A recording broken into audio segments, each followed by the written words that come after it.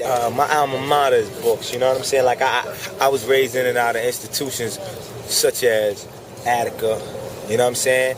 Comstock, you know, Auburn, like, I've been all over in Brooklyn, a borough steeped in culture, rhythm, and survival.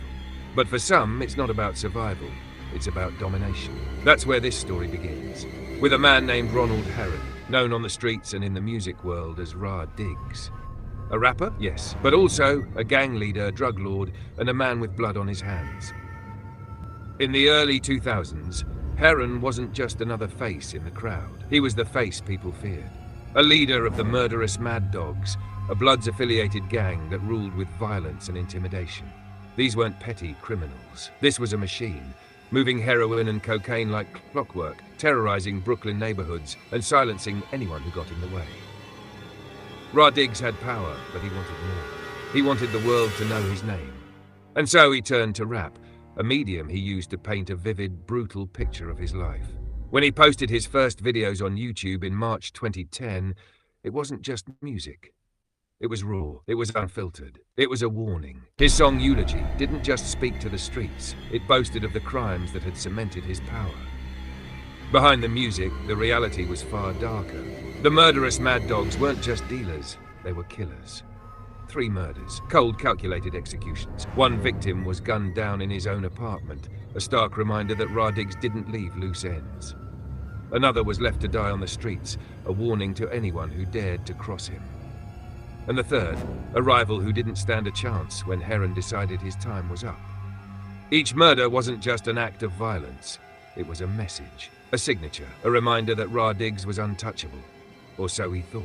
By 2010, the streets weren't the only ones listening. The federal government had been watching, building their case brick by brick. And on October 5th, 2010, it all came crashing down. A raid, a flurry of badges, and Ronald Herron was in handcuffs. At first, the charges seemed like standard fare for a drug kingpin, racketeering, drug trafficking. But then came the bombshells, murder charges. The feds had tied him to 3 killings, and they weren't coming empty-handed. They had witnesses, they had evidence, and they had something else, Ra Diggs' own words. The courtroom became a theater of violence, with Ra Diggs' music taking center stage. His songs weren't just entertainment, they were confessions, lyrics that detailed crimes so vividly that the jury couldn't look away. The defense tried to argue it was all an act, a persona crafted for fame, but the jury didn't buy it. One song after another played in that courtroom, each one peeling back another layer of Herron's reign of terror.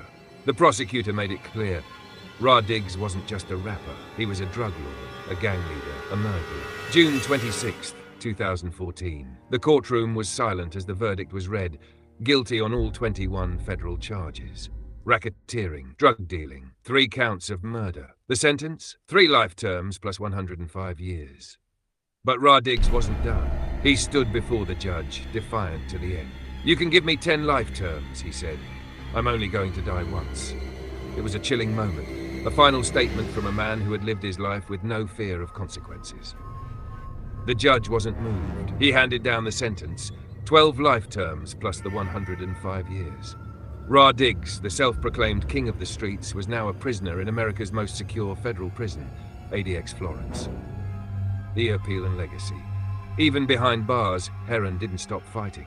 In 2015, he filed an appeal, claiming his conviction violated his First Amendment rights. He argued that his lyrics were art, not evidence. But the court saw it differently. In 2019, his appeal was denied, with the court ruling that his claim was without merit.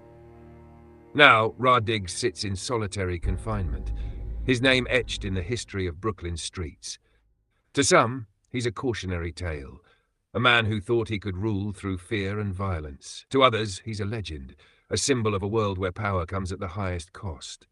And so the story of Ra Diggs ends in silence. No stage, no audience, just the echo of his own words, written in blood and sealed behind prison bars. The streets may forget, but the shadows of his actions will linger forever.